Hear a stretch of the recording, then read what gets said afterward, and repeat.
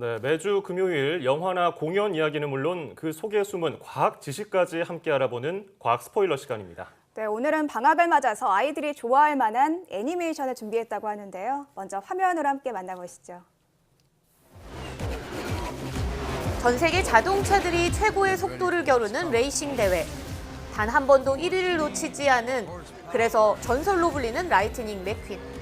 그런 그에게 당당하게 도전하는 최첨단 신인 스톰이 등장하고 결국 챔피언 자리를 내놓게 됩니다. The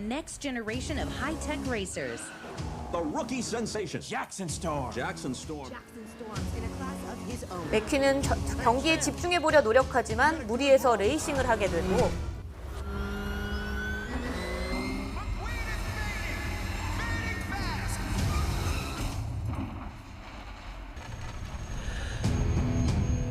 그 결과 치명적인 부상을 당하게 되는데요.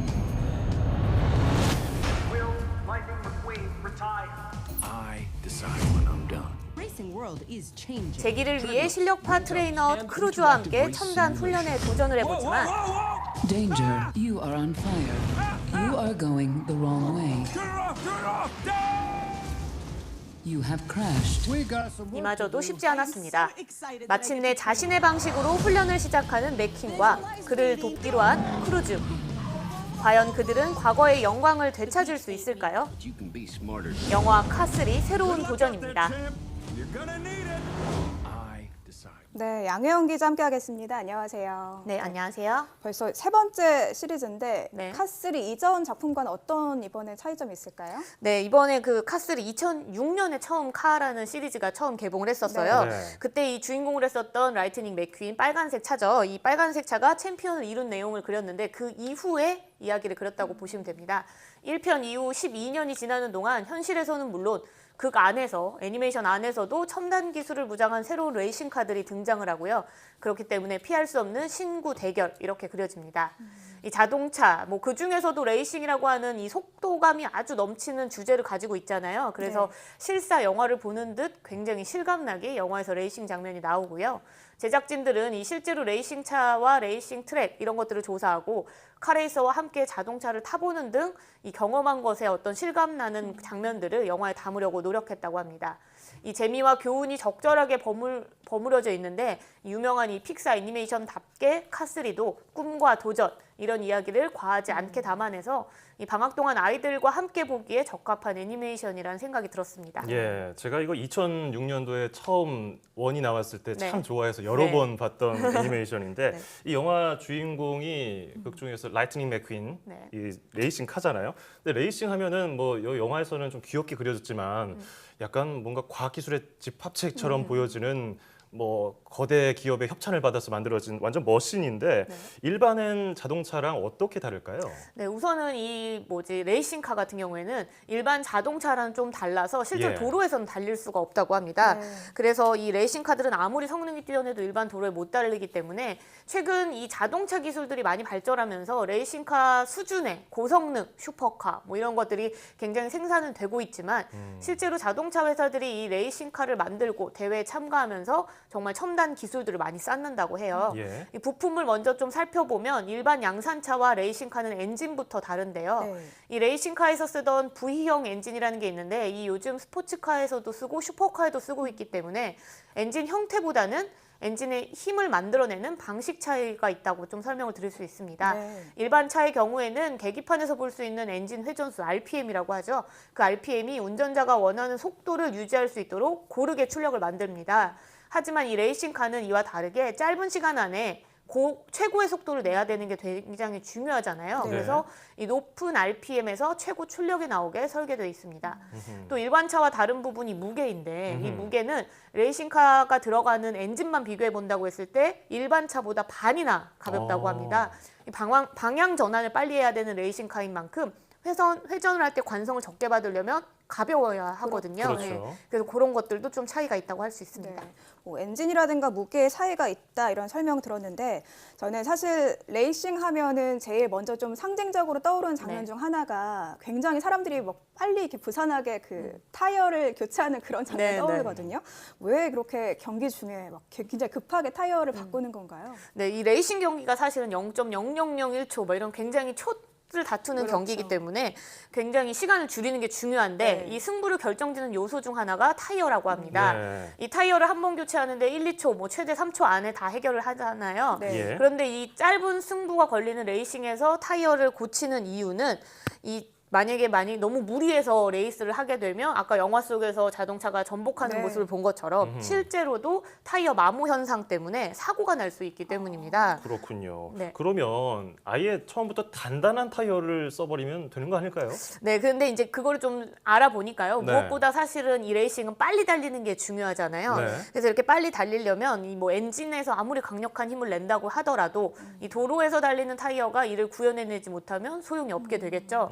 그래서 이 좋은 타이어는 이 레이싱 전용 타이어가 써야 되는데 이 레이싱 타이어는 특징이 조금 다른 게요. 속도를 잘 내기 위해서 일정 온도 이상으로 올라가게 되면 뜨겁게 달궈지면서 표면이 살짝 녹는다고 합니다. 네. 오. 근데 표면이 녹으면 뭐 미끄러지거나 더 뭐 갑자기 타이어가 터지거나 이렇게 위험하지 않을까요? 네, 근데 이제 이렇게 그 좀 녹는 것들을 녹게 하면서 접지력을 높이는 거에 의미가 있는 건데요. 네. 제가 이제 레이싱카에서 어떤 타이어들이 쓰일까 이런 것들을 좀 알아보기 위해서 타이어 사진을 네. 몇 장 준비해 봤는데요. 네. 화면을 함께 보시죠. 네. 네, 총 3개의 타이어가 있죠. 어떤 게 네. 레이싱에 쓰이는 타이어 같아 보이시나요? 신경원 앵커는 뭐 같아요? 저는 우선 첫 번째 타이어가 매끈매끈하잖아요. 그래서 어. 달릴 때 굉장히 좀 빠르게 잘 달릴 수 있을 것 같거든요. 네. 저는 장원영이 그러면은 다른 걸 하죠. 3번을 골라볼게요. 네. 예. 그런데 이제 정답을 제가 말씀을 드리면 네. 3개가 모두 다 레이싱 타이어입니다. 아, 그래요? 네, 그렇습니다. 그 중에서도 신경은 앵커가 고른 1번 타이어가 사실은 제일 많이 쓰이는 타이어인데요. 아. 밋밋한 타이어죠. 이 대표적인 특징이 홈무늬가 없는 게 특징이잖아요. 맞아요. 네. 굉장히 밋밋합니다. 이 레이싱 타이어는 표면이 아까 잘 녹는다고 했는데 이 도로에서 그렇게 녹게 되면 표면적이 넓어지면서 그러면 힘을 많이 내길 수 있게 되거든요. 네. 그래서 타이어 표면에 특별하게 홈을 파지 않는 겁니다. 이 타이어가 발열을 얼마 동안 발열한 게 어느 정도 유지가 되느냐, 얼마나 오랫동안 유지되느냐 이런 게 경기 결과를 좌우하기 때문에 무리하지 않는 선에서 굉장히 녹을 수 있게 만들고 그리고 터지지 않는 선에서 타이어를 교체한다 이렇게 보시면 되고요. 이 타이어 교체도 결국에는 좋은 경기 성적을 내기 위한 그런 노력 중에 하나네요. 네, 그렇죠. 앞서 양 기자가 이 3가지 타이어 사진을 보여줬잖아요. 저는 1번을 골랐지만 2, 3번 타이어는 이렇게 홈이 파여 있었어요. 맞아요. 네, 그러면 맞아요. 네, 3가지 모두 레이싱 때 쓰는 타이어라고 하면은 홈이 파여 있는 타이어는 언제 쓰는 거예요? 네. 우선은 이 레이싱 경기를 생각을 해보면 네. 레이싱 경기가 우천시 취소 이런 건 없습니다. 아. 비 오는 날에도 경기를 그렇죠. 하게 되거든요. 네. 그럼 대회가 또 열리는 장소에 따라서도 우리가 이제 아주 매끈매끈한 도로가 있는 이제 이른바 서킷이라고 네. 불리는 도로도 있지만 실제로 굉장히 산악 뭐 경주, 뭐 빙판 경주, 뭐 아니면 일반 도로를 달리는 경주 이런 식으로 랠리 대회도 있습니다. 네. 결국 이 레이싱 카가 어떤 환경에서 달리든지에 따라서 타이어도 달리 사용되는 건데요. 이렇게 보시면 비 오는 날 만나는 접지면이 달라집니다. 아. 우리가 왜 슬리퍼 신고 밖에 나가면 미끄러지잖아요. 그쵸. 예. 그런 거랑 똑같이 이 아무래도 타이어가 젖거나 뭐 고인물이 있는 곳을 지나게 되면 홈이 있는 경우가 조금 더 안전하게 운행을 할 수 있기 때문에 홈이 그려진 타이어도 때에 따라서 바꿔준다고 합니다. 약간 예. 사용 목적이 다른 거네요. 그렇죠. 자, 레이싱카 역시 과학기술의 집합체라고 할 수 있는데 네. 타이어 하나 역시 속도 경쟁에 큰 영향을 미친다는 게 정말 흥미롭습니다. 자, 그러면 카3 양 기자가 뽑은 이 작품 이 장면 보고서 계속 이야기 나눠보죠. One reason Storm and the next gens are more efficient, their ability to hold the optimum racing line every single lap. Storm's in a class of his own, and a big reason for that, training on the newest cutting-edge simulators. These machines create a virtual racing experience so real, racers never even have to go outside. Storm's ability to hold that line is like nothing we've ever seen. 4 in a row? Are you kidding me?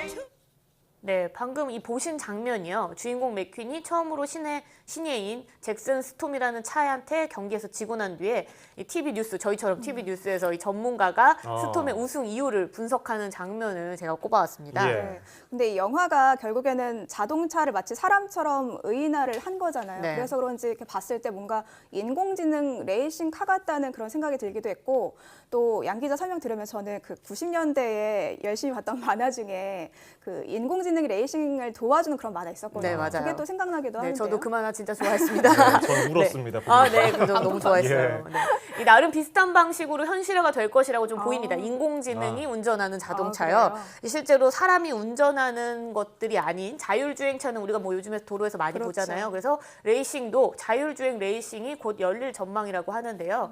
실제로 F1을 주최하고 있는 국제 자동차 연맹이 준비 중인 인공지능 레이싱 대회 로보 레이서입니다. 네. 이 아직 정확한 개최 시기나 참가팀 이런 것들은 정해지지 않았지만 인공지능 레이싱 카가 지금 이미 벌써 공개가 돼서 이렇게 운행을 해봤어요. 저 혼자서 신기하네요. 이제 운전자 스티어링이 없이? 돌아가고 있고요. 네, 그렇죠. 딱 보기에도 미래 자동차 같네요. 네, 그렇죠. 이 인공지능 레이싱 카는요, 영화 오블리비언이랑 이 캡틴 아메리카의 어떤 컨셉들을 디자인을 했던 이 다니엘 사이먼이라는 사람이 만들었다고 네. 합니다. 예. 이 대회에서 총 10개 팀이 참가하는 걸로 구상을 하고 있는데요. 지금 보시는 같은 차를 10개 팀이 다 똑같이 몰게 됩니다. 네. 대신에 그 안에 넣는 인공지능이나 실시간 알고리즘을 개별적으로 세팅해서 경기를 겨루는 방식인데요. 이 차에는 뭐 5개의 레이더 센서, 18개의 초음파 센서, 또 2개의 광학 센서, 6개의 인공지능 카메라 등이 탑재되어 있다고 하고요. 운전석은 아까 보시다시피 아예 없게 그렇죠. 만들었고 네. 탄소 섬유를 만들어서 이 무게 자체를 굉장히 차체를 가볍게 해서 뭐 총 1톤도 안 된다고 하고요. 뭐 공기 흐름을 좀 고려를 했기 때문에 사람이 안 타니까 앞뒤로 구멍을 좀 크게 뚫어서 좀 더 빨리 달릴 수 있게 제작을 했다고 하는데요. 그렇게 해서 저 차가 최고로 낼 수 있는 속도는 시속 320km 정도까지 될 거라고 합니다. 네, 320km 대단한데 과연 사람이 없이 운행을 하는 이 인공지능 레이싱 결과 어떨지 참 기대가 되고요. 네. 그럼 오늘 소개한 영화 카3의 과학 팩트 점수 몇 점인지 화면으로 함께 확인해 보겠습니다. 영화 카3 새로운 도전, 어린이를 위한 나이 듦을 받아들이는 법. 과학 팩트 점수 3점입니다. 네, 카3를 통해서 레이싱카부터 인공지능 레이싱까지 알아봤는데요. 오늘 시원한 질주 장면을 보면서 더위가 잠시나마 네. 좀 사라진 것 같습니다. 오늘 잘 들었습니다.